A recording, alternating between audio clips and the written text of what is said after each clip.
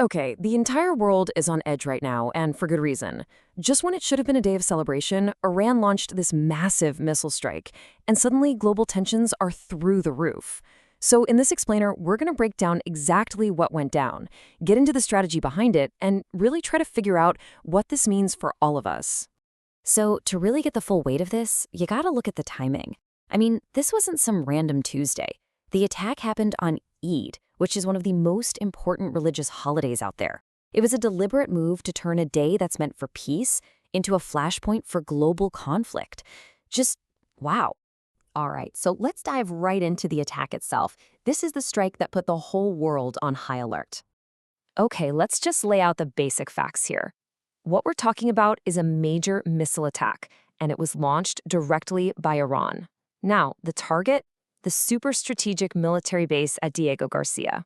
That alone is a move with huge geopolitical implications. And of course, the timing was no accident, right on the day of Eid, 2026. Now, get a load of this number. 4,000 kilometers. That's the reported range of the missiles they used. Look, this isn't just some small step up. It's a massive leap forward for Iran's military tech. It means they can project power way beyond their immediate neighbors, and it means that places they could never touch before, like Diego Garcia, are suddenly at risk. And that really gets to the core of why this is so much more than just a military operation.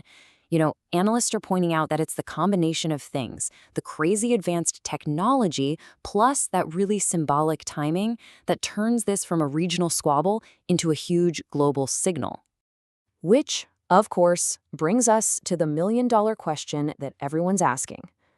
Okay, we know what happened, but why now? What was the thinking behind a move that's this risky? All right, let's get into the motives. We're going to dig into what the experts are saying about the complex strategy that might be driving all this. So, to really wrap our heads around the why here, we've got to talk about this concept, strategic escalation. The best way to think about it is it's less like you're fighting a single battle and more like you're flipping the entire chessboard over. It's a bold move that's designed to completely change the rules of the game and make your opponents rethink their entire strategy. Okay, so keeping that idea in mind, analysts are pointing to a few possible motives here. For one, it's a very public look what we can do now with their new missile tech. It's also sending a super clear message to global adversaries. Then there's the attempt to just completely shake up the balance of power in the region. And finally, it's about building a new, more powerful deterrent. You put all that together and what you have is a really calculated, super high-stakes gamble. But, of course, a move like this doesn't happen in a vacuum, right? Tensions were already at a breaking point, and the international community reacted fast. So the question is, how is the rest of the world handling this brand new reality? And that brings us to the global fallout.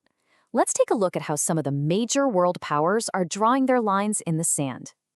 So here's a quick snapshot of how the world is reacting.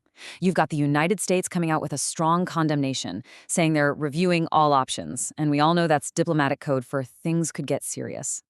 Israel, understandably, has gone on high alert, trying to figure out what this new threat means for them directly. And then you have European nations, who are basically pleading for everyone to take a step back and de-escalate before this spins out of control. And all of this leads to the one question that military analysts and diplomats are probably debating around the clock right now. Is this a real turning point? I mean, did the old rulebook for Middle Eastern geopolitics just get thrown out the window? Which brings us to the most important question of all, what happens next? Seriously, the decisions made over the next few days and weeks could define global security for years to come. While analysts are seeing some huge risks on the horizon, the biggest worry, taking up about 40% of the concern, is just spiraling regional instability. The fear is that this one act could set off a whole chain reaction of conflicts in an already volatile part of the world.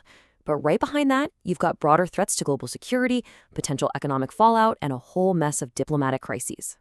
So when you boil it all down, it really feels like the world is at a fork in the road with two very different paths ahead. Down one path, you've got this nightmare cycle of retaliation and counter-retaliation that could easily spiral into a much wider war. The other path, though, is one of intense international diplomacy, trying to pull everyone back from the edge. So really, here's the bottom line.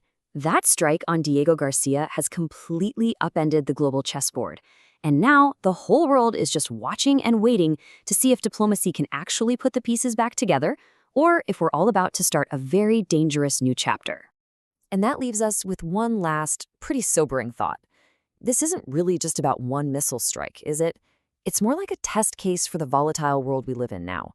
With tensions rising everywhere and military tech getting more and more advanced, the real question becomes, how do we stop the next one of these from happening before it's too late?